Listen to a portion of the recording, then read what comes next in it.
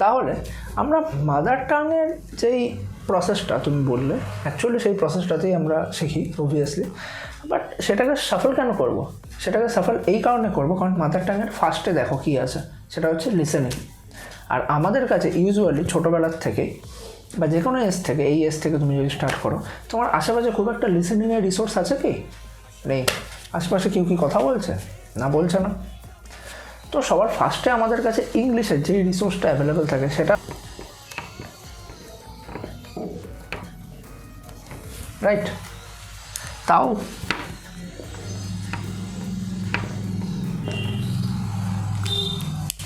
Loudly, because maximum আমরা ছোটোবেলার থেকে ম্যাক্সিমাম স্টুডেন্টদেরই হ্যাবিট থাকে যে মনে মনে পড়ে। জোরে জোরে পড়তে তো অনেকে ইনফ্যাক্ট লজ্জাও পায়, এটা আমি দেখে অবাক হয়ে যাই। বাট যাই হোক, অনেকেরই হ্যাবিট থাকে মনে মনে পড়া। বাট মনে মনে তুমি যত পড়বে তোমার কিন্তু প্রোনাউন্সিয়েশনটা সেটা কখনো ইমপ্রুভ হবে না। জোরে জোরে পড়াটা এই কারণে ইম্পর্ট্যান্ট কি, আমাদের একদিকে তো ওয়ার্ড স্টক বাড়ছে, সেকেন্ড কথা প্রত্যেকটা অ্যালফাবেটকে আমরা কীভাবে প্রোনাউন্সিয়েট করছি সেটা কিন্তু আমাদের আরও ইমপ্রুভ হচ্ছে ডে বাই ডে। তো যত বেশি রিডিং পড়বে তত বেশি ভালো।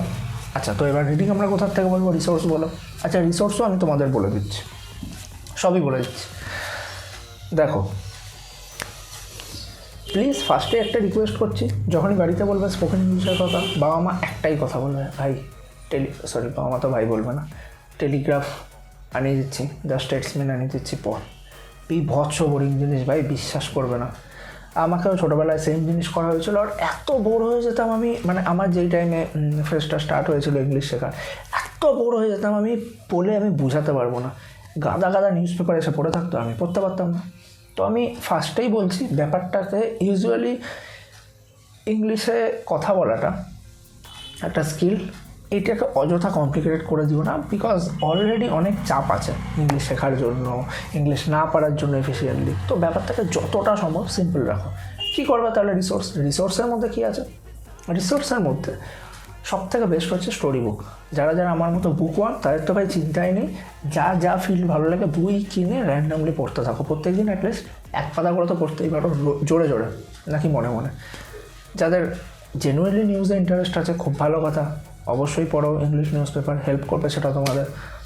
যাদের অন্য কিছু জানার ইন্টারেস্ট আছে, আর্টিকেল অ্যাভেলেবেল আছে অনলাইনে, প্রচুর আর্টিকেল অ্যাভেলেবেল আছে। ইভেন আই বিলিভ কি ম্যাক্সিমাম স্টুডেন্টরা যখন কলেজে ওঠে, যেহেতু আমি একজন ইঞ্জিনিয়ারিং স্টুডেন্ট, আর ম্যাক্সিমাম ইঞ্জিনিয়ারিং স্টুডেন্ট হোক বা যে স্টুডেন্টরাই হোক, যখন কলেজে ওঠে তাদের ইংলিশে বেশ কিছু রিসোর্স থাকে, বেশ কিছু বুকস থাকে, সেগুলো পড়তে পারো লাউডলি। তো যাই হোক, যেটাই পাও, যেটা নিয়ে তোমার ইন্টারেস্ট আছে, জেনুইন ইন্টারেস্ট আছে, ভালো লাগে, সেটা কুইজ হতে পারে, সেটা স্টোরি হতে পারে, সেটা যে কোনো হতে পারে, সেই রিসোর্স জোগাড় করে পড়া শুরু করো। অবভিয়াসলি সেটা যাতে তোমার জেনুইনলি ইন্টারেস্টেড সাবজেক্ট হয়। নেক্সট।